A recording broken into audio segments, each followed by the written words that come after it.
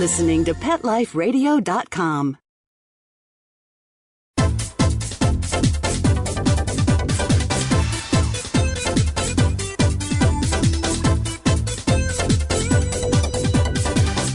Hello! Welcome to the Animal Party. I hope you brought your dogs and your cats and your party shoes and maybe your little recipe cards with your flash points and your debate points and your most important things you feel have to be said about your favorite. What am I talking about? What is your favorite? Do you like dogs? Maybe you don't like cats at all. Or maybe you like cats and you don't like dogs at all. Maybe you think that cats rule and dogs drool. Maybe you're tired of cleaning up litter box messes or scooping. There's all kinds of pros and cons to owning dogs and cats, and today we decided to tackle this great debate. Cats versus dogs versus cats. Which is better?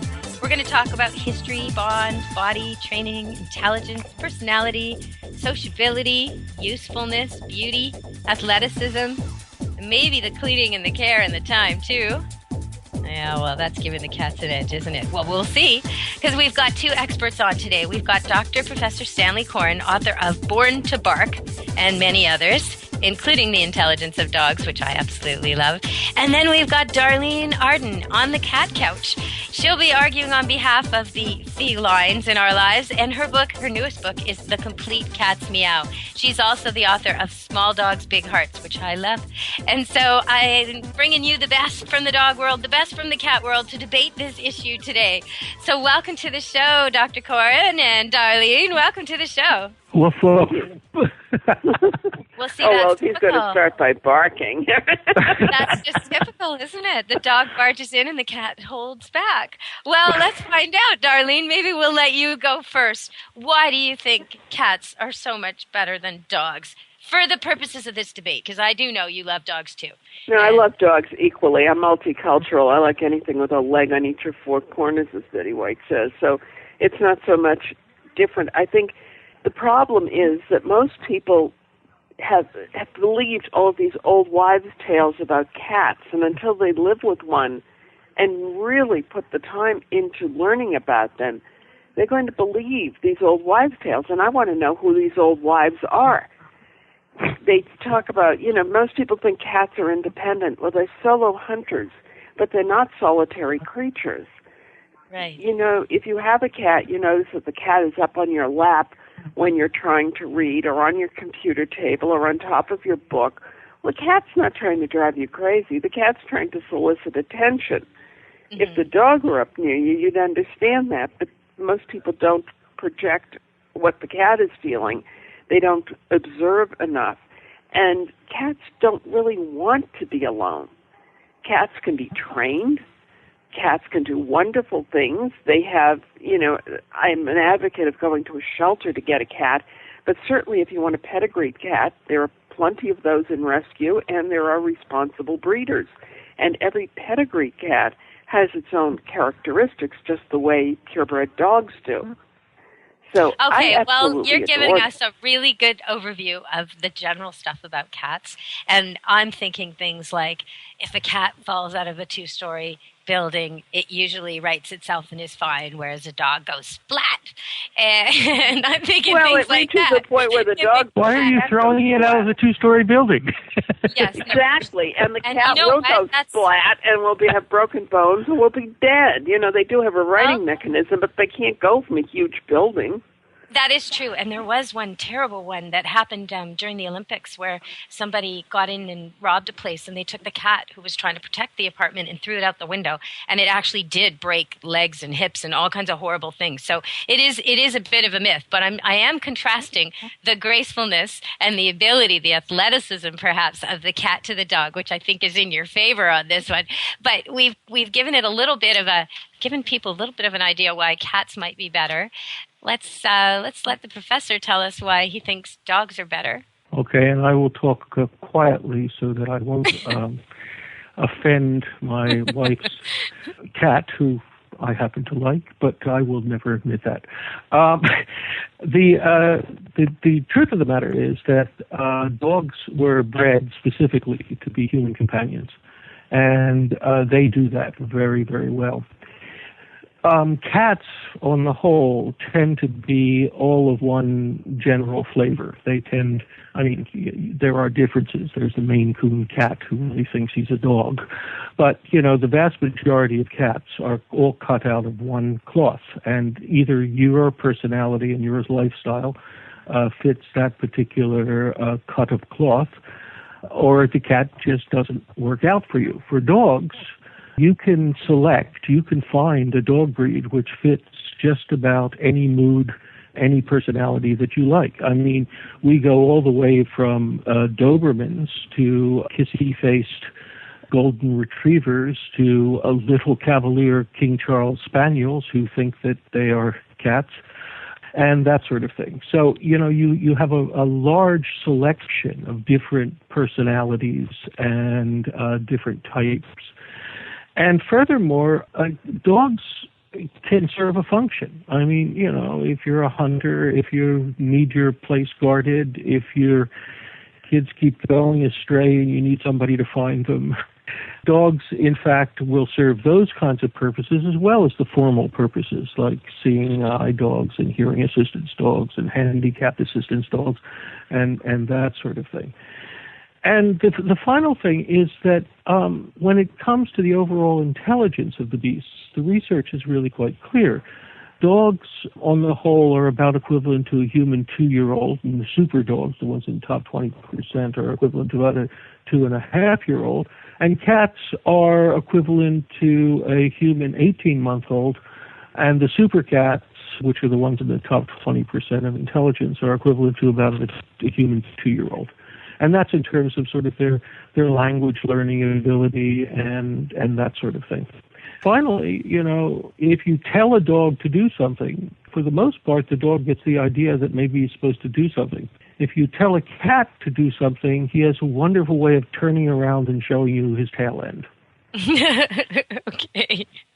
Well, I'm going to let Darlene respond to that, and then we're going to go to commercial and come back for some more talk about cats and dogs and what's better. I'm happy to respond to that. First of all, there are many cat breeds, and you can choose the cat's personality and activity level just as you would the dog's personality and activity level. If you want somebody talkative and really active, you might look at one of the Oriental breeds like the Siamese or the Oriental Shorthair. If you're like I am and prefer something much quieter, I live with a Chartreux who is basically Marcel Marceau in a cat suit.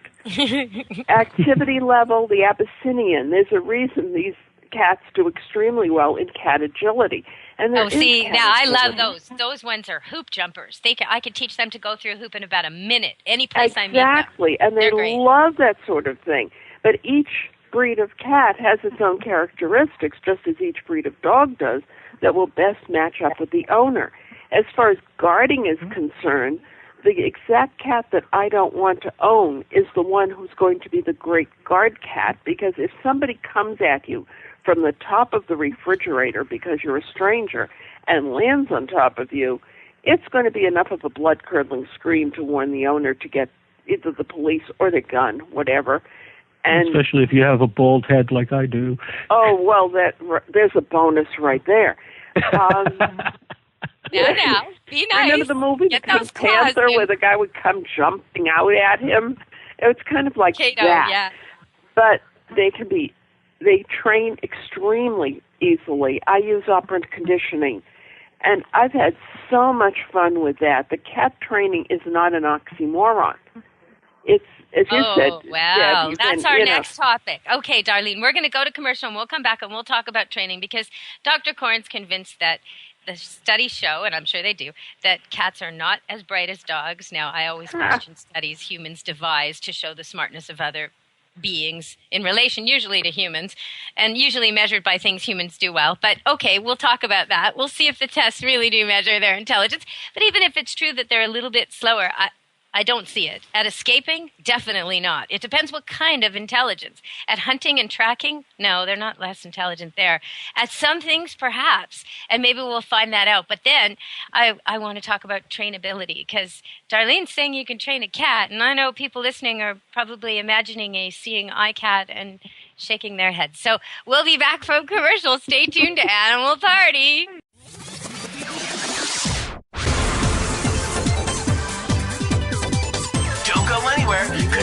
best is yet to come. Stick around.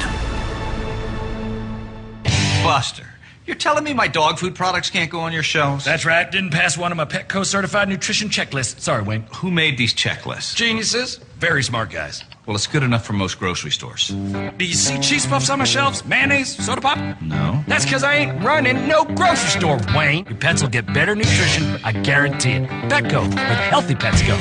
Enter the code PARTY10, PARTY, the number 10, and get 10% off any order. No minimum at petco.com. Whether they're big, small, hairy, or whatever, you're going to need gear for your feet. And Kids Foot Locker's got all the great shoes and gear that'll get you in the game. Go to kidsfootlocker.com and enter the code AFAP10KF to get 10% off any order of $50 or more. Or enter the code AFAP15KF to get 15% off any order of $75 or more at kidsfootlocker.com. And cover those funky feet. How would you like your business to reach out and invite in our audience? We have a brand new trademark concept called InfoSeeds. InfoSeeds are short 20-second seeds of information about your place of business, practice, or service. Is the best, most cost-effective way to invite us in. We only have a limited number of slots left. For more information, visit the website PetLifeRadio.com. Click on sponsorship information. There you can listen to a sample of InfoSeed. Remember, only a limited number of opportunities are available. Hi everybody, I'm Megan Blake here with my sidekick Super Smiley, the giant mutt and spokes dog for throwaways. You're listening to Pet Life Radio, and I'd like to tell you about our brand new show, A Super Smiley Adventure. Our show explores adventures with animals. They can be traveling, out in the world trips, or inner journeys where our animals lead us to inspiration and self-discovery, or just plain fun adventures. Join us here on Pet Life Radio on A Super Smiley Adventure. Good boy. Let's Talk Pets on PetLifeRadio.com.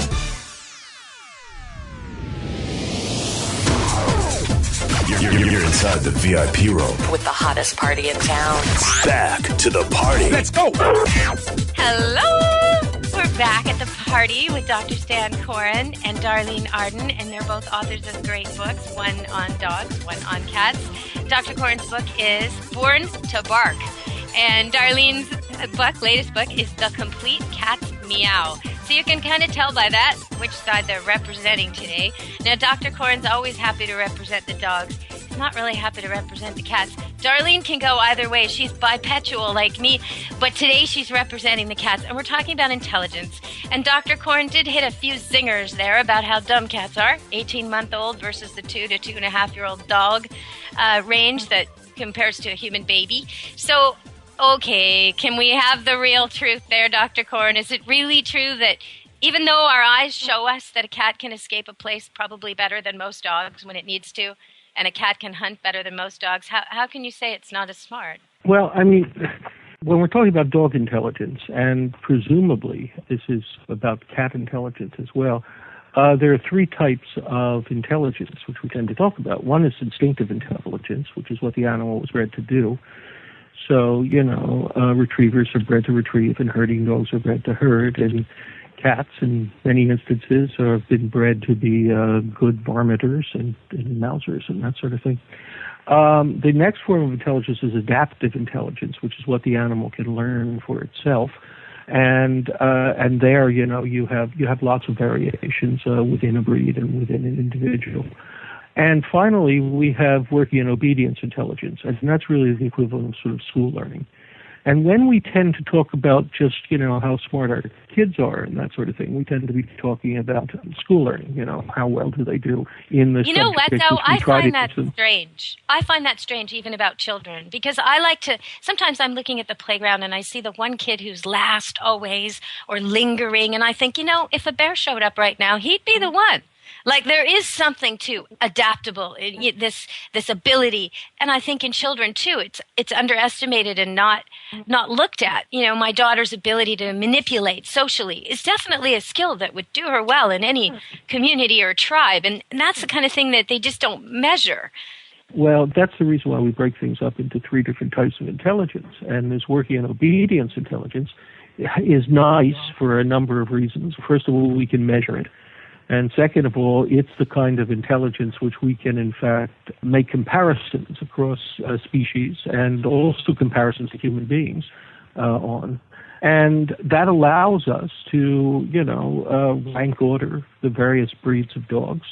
So we do have some Einsteinian dogs, and we have some dogs which, are no smarter than cats. So you're kind of conceding that the test you use to determine the IQ is more geared toward the training ability intelligence that is easier measured in dogs than cats. That's one of the forms of intelligence, and that's one of the ones which we can use to compare across. I mean, nobody's going to say that cats do not have good adaptive intelligence. Right. I mean, they're wonderful mousers and that sort of thing. And that's one of the reasons why we had them in the first place. I mean, they were a godsend. Okay, you know what, though? I think we should cut to Darlene here, because I think she's going to argue that it's not just that they do have trainable intelligence. Is that what's coming out next on the cat end of the couch? Oh, absolutely. I mean, I'm always amazed by people who think that cats can't be trained. First of all, you use your can opener and the cat comes running because he's already been trained that means there's food. But using operant conditioning, or more popularly known as clicker training, is a very quick way of training cats. Their reward might be a little different. They won't work for exactly the same thing. But cats can jump through hoops. They can be trained to weave. Mine comes on when she's called by name. She has a very nice recall. She executes a perfect sit. She can weave, she can spin, and I didn't even spend that much time with her. I didn't have the time to spend with her that I might have liked to have spent training. They train beautifully. I have a mental image of cats all over the world because of this great stigma that's been applied to them, sitting around doing the mental image of twiddling their thumbs because they're bored out of their wits. They aren't given the kind of stimulation that people automatically give to dogs because they think, cats can't be trained. Well, nothing could be further from the truth. If you've seen the Russian circus cats, the ones that they're just domestic house cats that are doing all kinds of tricks. Dr. Coren, can I ask you, in the studies they did they ever test trained cats? Did they ever test performance cats? Were they, the way they did the super dogs and they had this sort of upper echelon they tested, did they test an upper echelon of cats? Well, when they test both dogs and cats, they tend to select random samples of pets, usually, in this instance. And so, it runs a range of across breeds and a range across living conditions and that sort of thing. And, I mean, I think that there are 3 things which you can say to refute the idea that, cats are as trainable as dogs. And the 3 things might be police cat, search and rescue cat, seeing eye cat. I mean, we're never going to see that. I don't know. Well, there are cats that help in trauma when children who've been sexually abused or have had a terrible, terrible time are at the intake level at the police station. So you might call those police workers, I suppose. And then, what else did you say? There are cats working in war, and what they're doing is desensitizing rodents. So they're cats trained somehow, probably specially selected as well, but also trained not to hunt the rodents, so that the rodents become trained to ignore cats, so that rodents can then go out and find the mines, because rodents are better at this than anybody. So that's kind of an interesting cat use. I'm trying to think what else. There's lots of cats at the Delta Society. Isn't there about 1,000 of them at the Delta Society? Darlene, what's going on in the cat world? Are there working cats? There are working cats in the sense that there are therapy cats that are used not just on visits to the elderly or to children, but they are also used for occupational therapy. If you can get someone to brush a cat who doesn't want to use their arm, that's the same kind of work that they do with dogs. There's no difference between them. cats can get into small places. They could be trained to do almost anything a dog can do. Do they want to? Well, you're not going to find a team of 8 sled cats. Nobody's stupid enough to pull me on a sled, not one cat. So I don't think they're going to be doing that. As far as though? There was a team of standard poodles that pulled a sled through the Iditarod. So, and people forget that standard poodles are really sporting dogs. Right. Well, I was impressed with that. And with such grace and bouncy step. I mean, they were looking good coming through there. I don't doubt it in the least. I mean, and they're retrievers. People think they're these, silly little dogs with those ridiculous hairdos, and they're actually one of the most intelligent of the dog breeds. Oh, now we're treading into Dr. Coren's territory, so let's let him give a point for the dogs, and then we're going to have to go to commercial again. So anything you want to say about why dogs are better than cats? Go ahead. Well, I mean, blast us. You can have a TV show called Dogs with Jobs. I mean, you're never going to see a TV show which is Cats with Jobs. The point of the matter is that dogs have certain skills and certain abilities which not only are important to us, but which we can control. So, I mean, we harness a dog's nose in many wonderful ways. So it's not just, in wartime to go find explosives or in police work to find drugs. But also there's evidence now that dogs can detect cancer. We're using dogs to detect leaks in pipelines, even though the pipelines have been buried 40 feet below the ground, and that sort of thing. So, I mean, and them having that ability would be of no value to us if we couldn't put it under control, if we couldn't get them to do it when we want them to do it. And that's the difference. I mean, the cats may have certain abilities, but you can't really put them under control. You can't reliably get those behaviors out of a cat. On the other hand, you have to remember also that dogs were, for the most part, specifically bred to be companion animals. And dogs show an awful lot of empathy when they are around individuals. And that's one of the reasons why they are the favorite animal for using for therapy.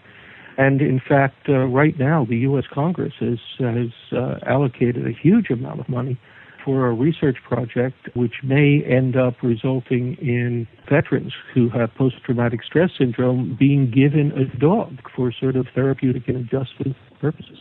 That makes so much sense because they're triggered. The people who come home are triggered by all kinds of things that they know in their mind shouldn't trigger them, but they can't help it. Screeching tires, loud noises, crowds, being touched, all these things bring them back to that situation. And if they look down at their dog and their dog's relaxed and calm, they immediately know they're okay. They're safe. And they don't have to follow through with that reaction that they've learned in the war zone. They can just see the dog and know, you know what, I'm okay. If the dog's tense, they follow the dog out of the situation. If the dog's not tense, they check themselves. And so it helps so much. It gets these people out and working and happy and, having relationships and families. And things are so much better for veterans when they get a dog when they come home. So I think that's just great that they're figuring all that out. Okay, so Darlene, do you want to say one more thing about cats and then we'll go to our next commercial?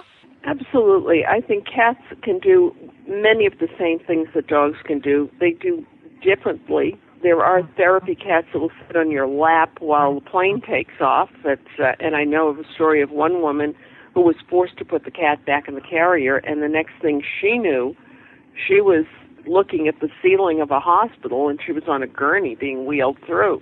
And it was because of the same kind of traumatic stress. So cats can be used in the same way. They can be absolutely wonderful companions, and we have to get rid of some of the stigma. And in this country, it's, a black cat crossing your path is bad luck. Well, a black cat crossing your path is probably trying to get to the other side of the street and should be indoors anyway.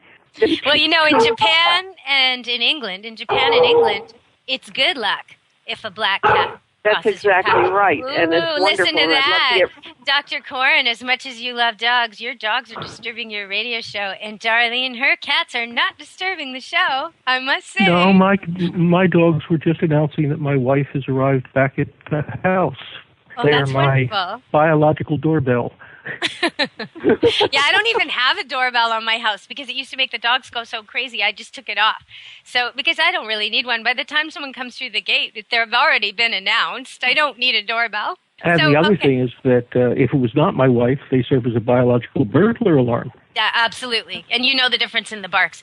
Okay, so we're going to come back from break and talk more about dogs versus cats, cats versus dogs. Maybe we'll talk about the maintenance and care and time required, because I think most people think dogs take a ton of time and big dogs take more time than little, which I don't think is true.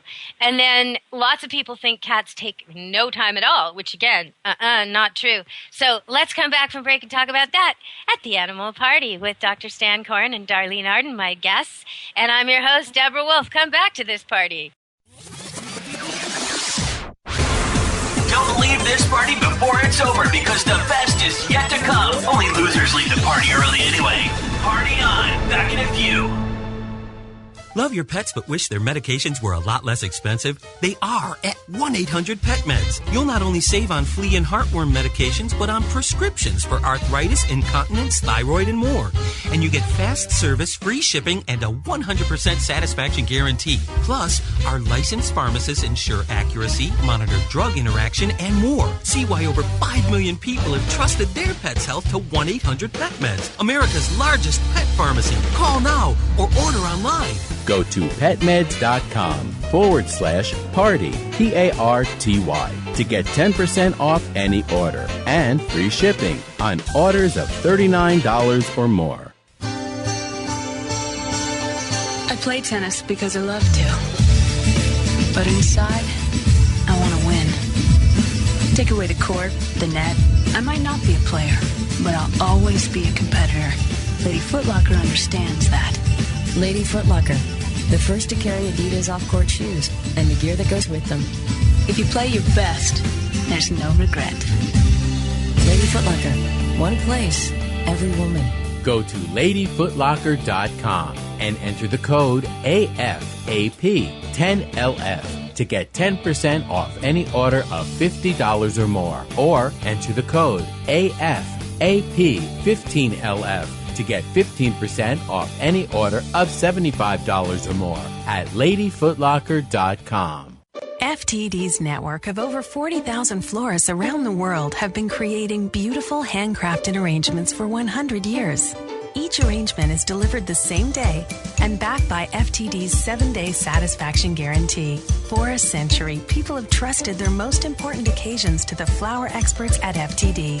Since Pet Life Radio is all about puppy dogs and flowers, our listeners, that's you, can get a 20% discount on your order. Just go to fluorop.com and use the code LUCKIES20 at checkout. FLEUROP.com. Code word LUCKYS and the number 20. This year, Americans are expected to spend a jaw-dropping $36 billion on their pets. From lighted leashes to high-end spa products, the discriminating pet owner can find just about anything to pamper his or her pet. Hi, this is Michelle Fern. Join me every week for Best Bets for Pets, where we'll talk about the latest pet products and talk to the companies that make them. Best Bets for Pets, every week, only on PetLifeRadio.com.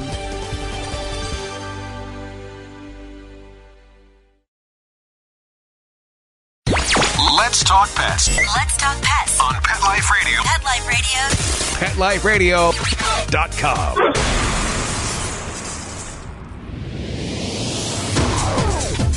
You're inside the VIP room. With the hottest party in town. Back to the party. Let's go. Hello! We're back at the Animal Party, and we're talking to Darlene Arden, author of The Complete Cat's Meow, and Dr. Stanley Coren. He's a professor at UBC, and he deals with psychology there, but he also writes books about dogs. And Born to Bark is his latest. He had a terrific book called Intelligence of Dogs, which is one of my favorites. It's flagged and tagged and highlighted and dog-eared, and it's right here. And another of my favorite books, Small Dogs, Big Hearts, is by Darlene Arden. But today she's talking about cats, so I won't bring those topics up. But we will talk right now about what I just said before we went to break. People think big dogs take a ton of time, little dogs take no time, medium dogs take some time in between. I think medium dogs take the most time of all if they're the energetic types. But we'll talk about that with Dr. Coren. And people think cats take no time at all, nothing, don't need anything. And I think that's sad. So let's have it. Do they take a lot of time, a little time? Is it true? Do dogs take way more time than cats? What do you think, Dr. Coren? Well, I think that, you can live with a cat without training him, but most people would find it very unpleasant to live with a dog which hasn't been trained to a certain extent. So in dogs, it's true you have to put in some time. The real advantage is that you get out of a dog what you put into it. So the more time you put into the dog, the better that dog tends to fit in, the more responsive the dog is, the better he understands things, and the better he, becomes a family member. Now, is it the case that big dogs need more time than small dogs? I don't really think that that's the issue. I mean, dogs with lots of coat tend to require more time because if you don't groom them, they begin to look like, rather ratty-looking haystacks. And so, that's going to take time. But, of course, if you don't like grooming dogs, and I don't particularly like grooming dogs, you tend to pick dogs which have very short hair, and you just run a hound's glove over them, and that's sort of enough.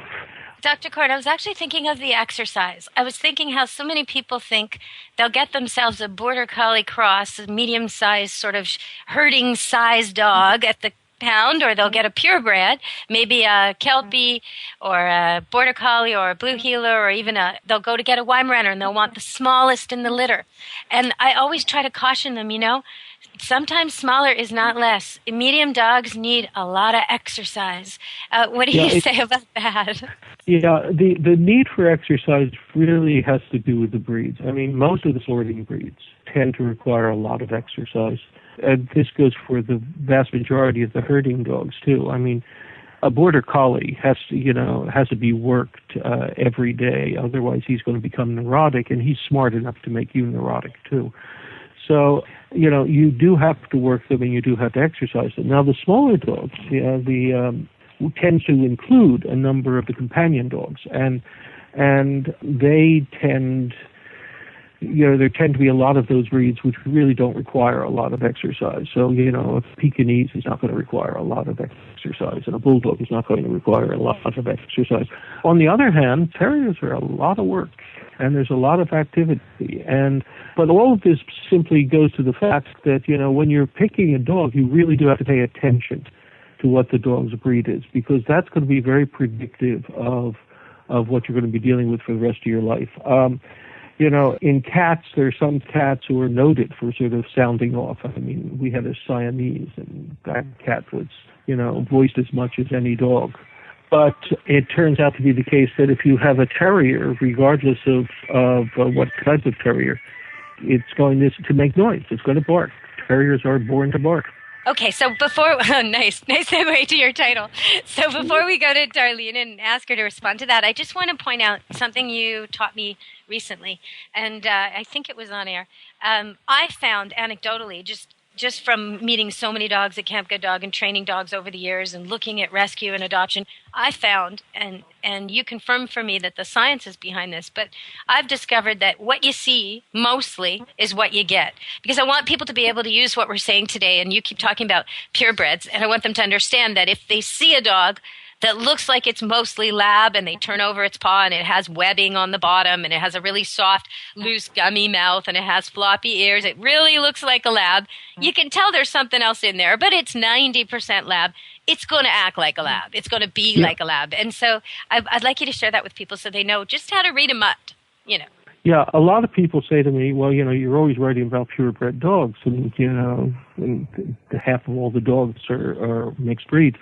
Well, it turns out the research is very, very clear that what a dog most looks like is what he's going to most act like. And this is some wonderful research which was done back in the 1960s by John Paul Scott and John Fuller.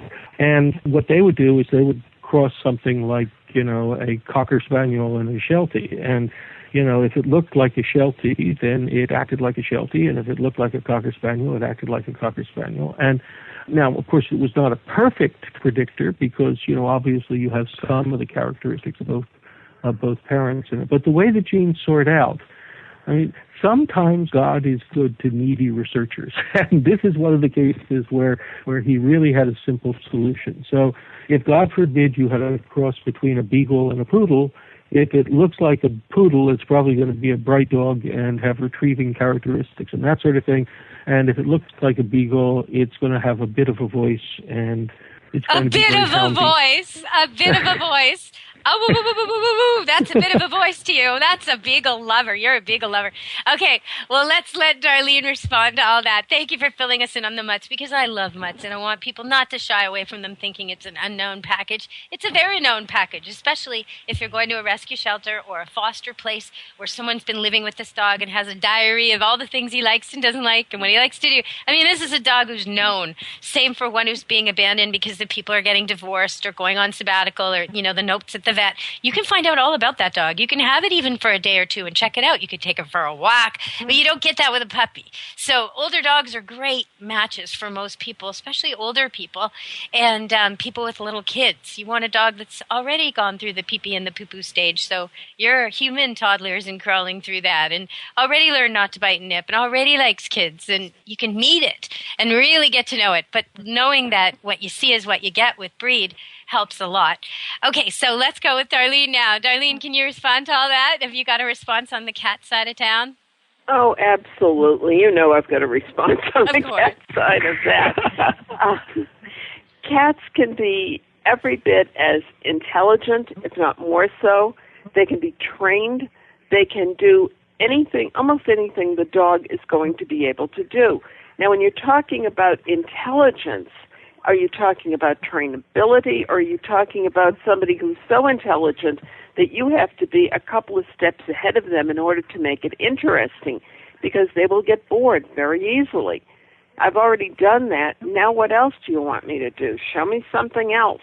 I think that's one of the things I love so much about operant conditioning, because the question becomes to the animal, show me something else. As far as grooming is concerned, cats need to be groomed, and yes, long hairs take a tremendous amount of time, and you have to be willing to do that. If you want a Persian but you don't want to groom it, then maybe you need to be looking at the short-haired version of the Persian, and there is one of those. There's all sorts of stuff that you can get into now. There's Sphinx cats just the way there are hairless dogs, and people think because there's less hair, there's less grooming time. Well, that's not necessarily true. Just like the hairless dogs, the cats get sunburned, and they're usually self-selecting sun worshippers, so just the one you don't want looking for the light of, the daylight is out there. They need to have and they're the type of cat who's always cold, so they're always on top of the dryer or the refrigerator or something like that. They need a sweater. And then they get rashes because they're in these weird places, and so they need maintenance. They don't have hair. They need maintenance. They also get blackheads and whiteheads, just the way the hairless dogs do. Awfully lovely. So people think, I'm getting a hairless animal. There's no coat care. No, what you're getting is something with a defect. It's bred on a defective gene, and now you have all this other maintenance. So do you want to use something like a slicker? And besides, you want to do the grooming time with either animal because you want to be able to spend time not just bonding, but looking to see if there are bumps, lumps, if any ticks have attached themselves, if fleas have gotten into the house. Fleas are more likely to get into the house of an indoor cat if you have a dog who goes outdoors and brings his guests home with him. Well, I'd add to that, though, if you're the type of person or your kids are the type of kids that pet every dog they see and like to go to the pet store and look at pets and are in and out of the bulk sections and go into the adoption cages and pet pets, okay, you probably bring in fleas in. If you're the type of family that's spending a lot of time at the playing field all summer long, which is a great thing, but there's probably fleas there, too. So they're going to come in on your shoes and your socks. So you don't need to feel Absolutely, and what they should do is have a change of clothes out in the garage or in a laundry area and get those clothes and those shoes off before you enter the house. Because I want to say, I do meet a lot of people whose dog or cat is suffering from flea allergy or flea problems, and they really don't want to recognize that. They really think I'm saying they're dirty, and I'm you're trying right. not to say they're dirty. But if they just take a topical solution or a veterinary solution for a month or two, the problem will disappear. The whole thing's over. They may not need to do it forever. There's lots of solutions out there, but if they just rule out the fleas first, then if it doesn't work, we can always go with something else. But it's such And the vacuum cleaner is your best friend.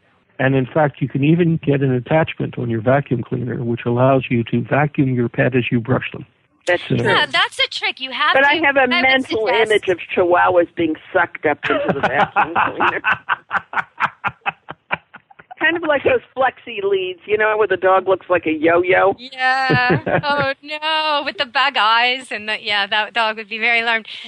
When you do this, you want to, if your dog's very afraid and shy, and it's probably not the dog to do this with. But if you've got a young puppy, you could start by just vacuuming near him and make him be calm. And maybe one person's holding him and giving him treats where the vacuum goes near him. And then a little while later, just use the thing on his foot for a second. Or some part that isn't so sensitive to him. Some dogs are ticklish on their feet. Some dogs hate their ears. Some dogs don't like you touching near their rear. You know what he likes. You should be touching him everywhere, every day, dogs and cats anyway, to get them used to you, to be comfortable with them, to find out they're healthy through your fingers, but also so that if ever they need it, it's not a big deal to examine them in case they need to go to a vet. And you need to see first if it's really serious or not. If your dog or cat won't even let you touch them in certain places, this is going to be hard. So you want to touch them every day anyway.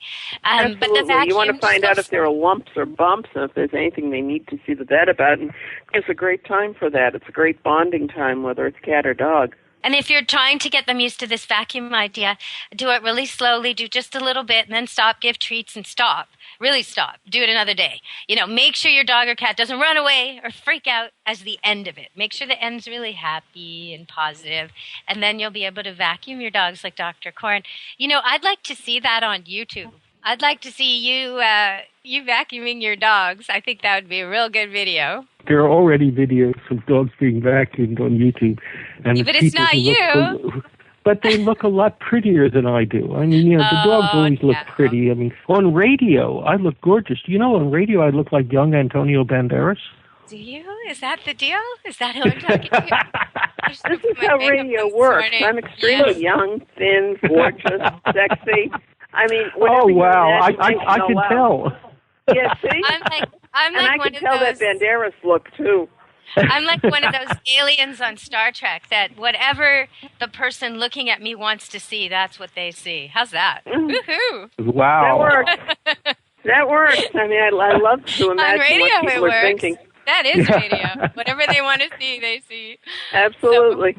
But when you talk about the difference in intelligence, and you kind of hinted that maybe cats are smarter than dogs because they're not so gullible about being duped into boring training, and they want higher challenges. That's something I see with the standard poodle versus the golden retriever. My standard poodles are so much smarter. They open latches. They let all the dogs out. If I don't, double latch everything in the kennel, they'll cause mischief. And I breed standard poodles, so I have a lot of them around. But they'll open all the cages and sit back and watch what happens, and they're just troublemakers.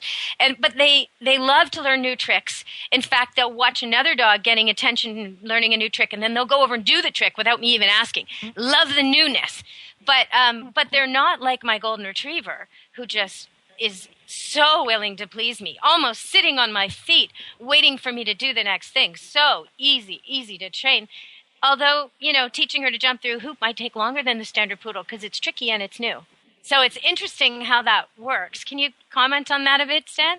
Yeah, I mean, it is in fact the case that there are different work ethics that dogs have. And, a dog like the Border Collie, I mean, if you don't work him every day, he begins to show signs of psychological stress. And there are some dogs which just do take direction better. I mean, every year, or every 2 years, I give a set of graduate courses at Bergen University, which is the home of the Assistance Dog Institute. And all of the dogs which they use are golden retrievers and yellow Labrador retrievers. And they tend to feel that these are the dogs which, have the patience and have the desire to sort of pay attention to the human being next to them better than any other dogs, and that makes them these absolutely terrific assistance dogs. Now, you could certainly train, for example, a Doberman who's, just as smart as a Golden Retriever to be an assistance dog, but he'd probably be much worse because he doesn't pay attention to the human being and, is always casting around looking for something more interesting. And if something more interesting comes up, he might stand there and evaluate. Do I want to do what you want me to do, or do I want to do what interests me? So, intelligence... Not to mention who's the boss today, which is a big deal with Doberman each and every day. Who's the boss today? Oh, who's the boss today? Yeah, well, that's sometimes an issue with Yorkshire Terriers. So, big, strong guard dogs are not necessarily the only ones. But you know what? I've never had that issue with Rottweilers. Once your Rottweiler respects you as the leader, you are the leader. Dobermans, every day is a new day. Every day is like, the Klingon War Challenge could be today, right? Today is but you're clearly working with female Dobies because the boys are mush buckets. No. See, there was this breeder in Ontario that hired me to work with pretty much all of her Dobies. And oh man, they could chew through, she showed me, a mattress that one of them had eaten. An entire mattress. It's horrible. But one of the best assistance dogs I've ever met is a Bouvier de Flandre. Oh, that's an interesting pick, a stock dog. A herding and dog. That is the most wonderful. I mean, everybody wants this dog. And there's one particular breeder who breeds for temperament as well as everything else. And her dogs make the most remarkable assistance dogs. The one I met Frankie is totally clicker trained, and he will learn something new just standing in line waiting for a table at a restaurant with her.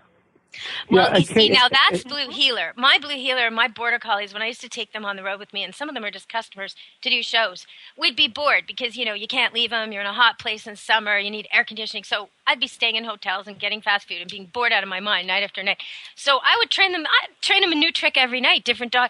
They'd be fetching the remote control and picking up the telephone. And I mean, whatever I could come up with, getting my keys, they're just ready. But I wanted to say, I tried to donate standard poodles to BC Guide Dogs. Years and years ago, Bill Thornton asked me to breed some for him, and for situations where they needed dogs who wouldn't shed, things like people who worked in the hospital and things where it would be really handy to have that coat. So I started on a breeding program and everything, and sure enough, I start doing it, and he doesn't want them because since then they've tested them and found that it's not that they can't train them, it's just that they have to train them differently. And their program is designed for a certain kind of dog. And so it would take them a different program or a different time, or it just doesn't work as well. So I thought that was interesting. But so I felt like I still wanted to place dogs. So I do still place dogs. One from every litter goes to service. And that's true of the Golden Doodles and the Standard Poodles. And they go to pads and other places too. But so they can be trained as service dogs. It's just you got to do it differently. Well, actually, that's a really good point because with dogs, the types of training which you do are very often breed specific. Training a terrier is very different than training a retriever. I had the opportunity actually to go to a guide dog training school, which is just outside of Chicago. And believe it or not, they use only boxers in their guide dog program. And they're all have evolved out of one particular boxer who turned out to be a wonderful seeing eye dog. And so they're all genetically related to that original dog. But if you look at their training program, this program which they use for the boxers, and then you look at the program, for example, which Paws, one of the seeing eye training groups is using, I mean, they look like they come from different planets. Is the boxer program way more, is the reward all about silliness? The boxer program is much more physical. I mean, you don't just reward the dog, you sort of slap it on its side, pound. You wrestle and you grab. And if you did that for a golden, he would think somehow or another he's done something wrong and he's being punished. Yeah, or she would pee. If it was a female, she'd submit. Yeah, exactly, yeah. Very handy when you're going through buildings and you have your seeing eye dog with you and she's submitting and peeing whenever anyone touches her. Yeah, that wouldn't work. But the boxer is a very intense dog. I love them. Very playful, very silly. I love to work with them. They're like the class clowns, and people never understand that about them. It's interesting. Well, they're not aggressive. I had the dog of my college years was a boxer, and she had one interesting quirk, and that is she was a bit small for a boxer. She only weighed about 55 pounds, but she was exactly at the right height to hover over your coffee table, and she loved bourbon. And so you couldn't put a glass of bourbon down because if you turned away, she'd have snarfed it down, and it didn't take very much to cause her to just wander out into the center of the floor and sort of collapse. That's funny, but it's terrible when dogs get a hold of stuff like that. They can get really sick, and sometimes they get a hold of drugs, like pharmaceuticals, like pills, because they sound like candy, or they smell good, or they look good, or they seem interesting, or they smell like you. Oftentimes people go on a trip, and the last thing they touch in the house, the dog will go eat it. And that could be drugs or cigarettes or alcohol, or, so you really got to watch it. Or your remote control. Or your glasses. They're famous for doing that. Glasses. Somebody's eyeglasses. Cats don't do that. Well, cats do try to steal things. So, everything's a cat toy. But they're not lighters destroy and money. They take your lighters and your money and they hide them under beds and edges of carpets. They're strange. They're little hoarders. They eat all your houseplants. Well, we'll have to come back and finish this show because I have half the topics uncovered still. And I want to talk about which is cleaner. Which is cleaner, the dog or the cat? I want to talk about which is more athletic, which is more sociable and affectionate. We've got some stuff to cover, so we'll be back, everybody. This is just part 1 of Animal Party, Cats versus Dogs, Dogs versus Cats, part 1. Woof, woof. Meow. There we go. All right, everybody. Bow wow for now, and ciao meow too. Be good to your animals. Let's Talk Pets, every week on demand, only on PetLifeRadio.com.